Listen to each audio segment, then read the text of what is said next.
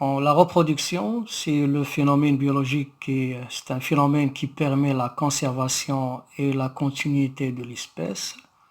Et comme ça, on a pu conserver la vie de plusieurs êtres vivants qui se trouvent actuellement dans le monde.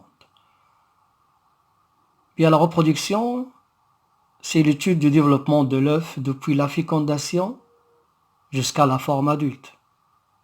Mais avant, on s'intéresse aux individus, c'est-à-dire au mâle et à la femelle, et aux organes reproducteurs, et à l'accouplement, et ce qui précède l'accouplement, comme la parade nuptiale. Donc si nous disons que la reproduction s'intéresse à l'étude du développement de l'œuf depuis la fécondation jusqu'à la forme adulte, c'est-à-dire qu'elle se propose de suivre les étapes de développement. D'accord? Depuis l'état unicellulaire, c'est-à-dire nous parlons de l'œuf, jusqu'à un individu qui peut réaliser toutes les fonctions vitales. Donc ce problème de développement a éveillé très tôt la curiosité de l'esprit humain, c'est-à-dire on a beaucoup se demander et chercher et s'investir dans ce domaine, d'avoir beaucoup d'informations sur le phénomène de la reproduction. L'observation banale, c'est-à-dire si on observe naturellement, donc banal, montre que les individus naissent, grandissent, se reproduisent et meurent. Donc cette reproduction possède un cycle. Et ce cycle, obligatoirement, il a un début. Et ce début vital, ce début de la reproduction, du développement, a longtemps échappé aux investigations puisqu'il se déroule dans l'œuf. Et si nous n'avons pas les moyens, les techniques avec lesquelles on peut faire ces études sur des organismes qui sont très très microscopiques, donc on ne peut rien faire.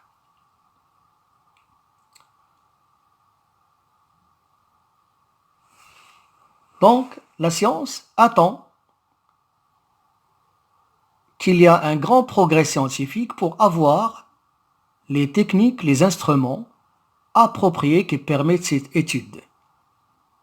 Et le point de départ de développement de l'étude de ce phénomène de la reproduction, c'est la découverte d'instruments optiques appropriés qui en permettent certaines observations. Pourquoi? Parce que l'élément le plus clé, ou bien l'élément clé de la reproduction, c'est l'œuf.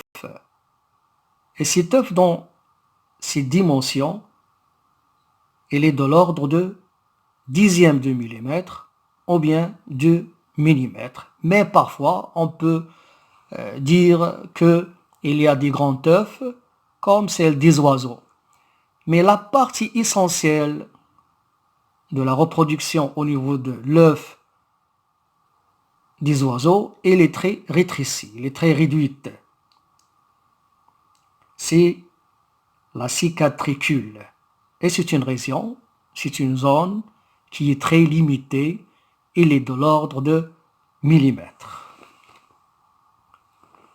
Alors l'étude de cette petite particule, de cette petite cellule qui est l'œuf, ou bien de cette zone qui est très limitée, va attendre la découverte du microscope qui ne date que de la fin du XVIe siècle.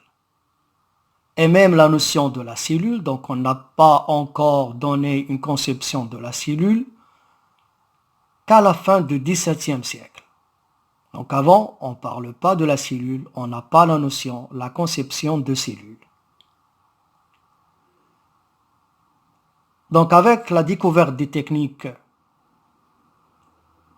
on peut entamer, on peut réaliser des observations qui vont nous permettre de donner des conclusions et de là naissent les nouvelles informations concernant le phénomène de la reproduction. Et ces techniques ne se perfectionnent, ne deviennent très sophistiquées, très adéquates, que durant la moitié du 19e siècle.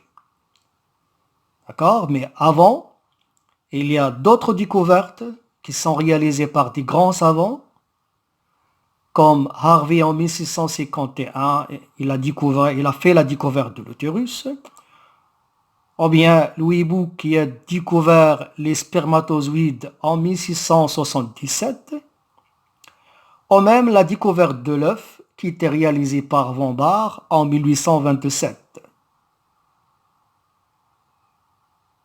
Et avant, un peu moins, nous avons la conception de l'embryogenèse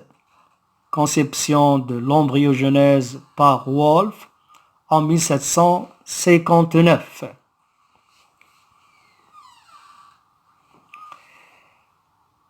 Alors cette conception, en passant par les découvertes ou bien les conceptions de l'évolution avec Lamarck en 1802 et Darwin en 1652 et qui vont se succéder jusqu'alors.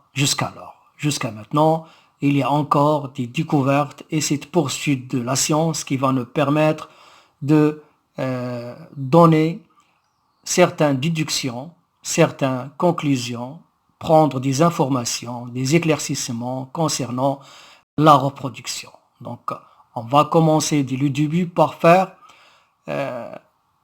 la description de cette reproduction à partir des facteurs élémentaires. Et comment nous pouvons faire cela? On va essayer de répondre à certaines questions élémentaires. Et ces questions, ce sont les fondements de la reproduction.